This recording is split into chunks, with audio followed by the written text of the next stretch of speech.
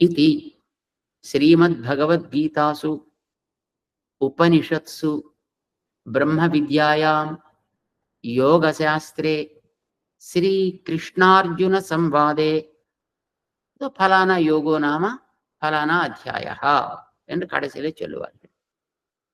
இதிலே இந்த பகவத்கீதை என்கிற ஒரு சர்ச்சை, ஒரு டிஸ்கஷன் இருக்கோ இல்லையோ, இந்த டிஸ்கஷனுக்கு சில விசேஷங்களை சொன்னார்.